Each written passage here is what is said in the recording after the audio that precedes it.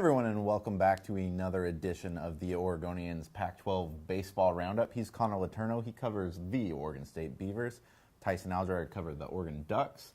Really big weekend for the Beavers. An important weekend for the Ducks that we just wrapped up. Another big series coming up this week.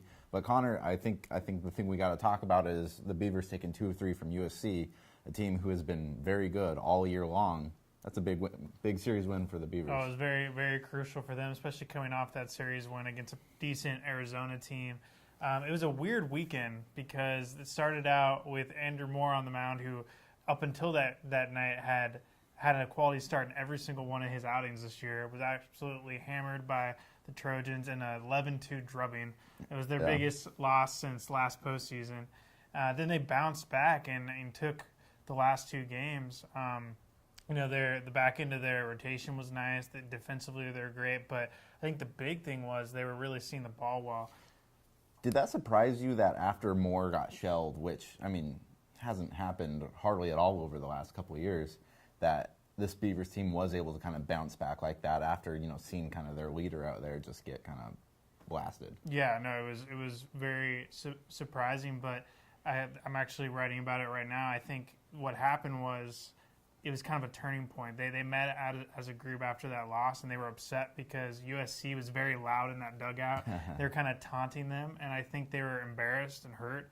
And they kind of just rallied together as a group and went out and played some of the best baseball of the season. And it'll be interesting to see if they can build off of that. Yeah, and definitely, because right now in the Pac-12, you have a couple of, UCLA is obviously heads and tails about everybody, but almost kind of similar to how the basketball season was, there's a lot of teams in that middle ground there too. So, taking 2 of 3 instead of, either getting swept or losing 2 of 3, that kept the Beavers kind of in that top third up there. Yeah, and you got to keep in mind too that Oregon State's just gotten done with what's probably going to be their toughest stretch of Pac-12 play. They've played all the top teams in the conference now. And the next few weeks, they're kind of feasting on that lower half. Yeah. So if they can just win the games that they should win in these next few weeks, this could be a team that not only will be an NCAA tournament team, but could be challenging for a 1 or 2 spot in a regional. Talking about feasting on those lower-level teams, the Ducks got started last week by playing Washington, one of the teams that is kind of in that lower rung. And pretty much for the Ducks, this next 4-week stretch is going to be it for them in terms of whether or not they make a run at this thing or not. And they got out.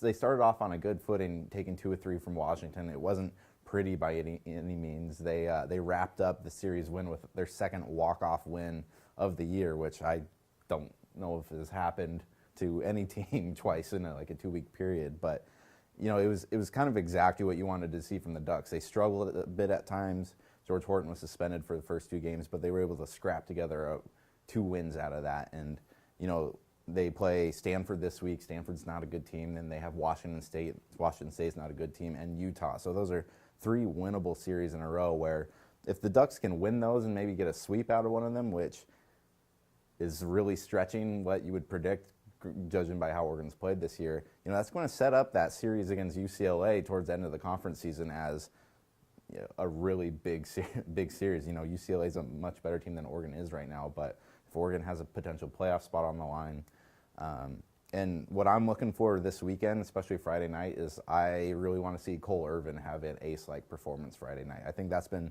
the one thing the Ducks have been missing this year is they've had pitching injuries, they've had questionable stuff, but they just need to have somebody take them out and go, okay, we're going to win this game. I'm going to go a long ways in this game and have that ace-like performance, and they've kind of been without that this year.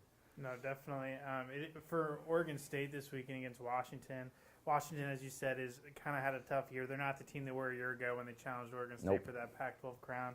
But, they have good pitching. They have some really good arms set up for Friday and Saturday. The batting isn't quite there. It'll be important for Oregon State to continue to, like I said, see the ball really well. They got walked 9 times Sunday. So you need to stay aggressive but balance that with seeing the zone well. If they do that, I think they should be able to pull out a series win, and that'll be big going forward.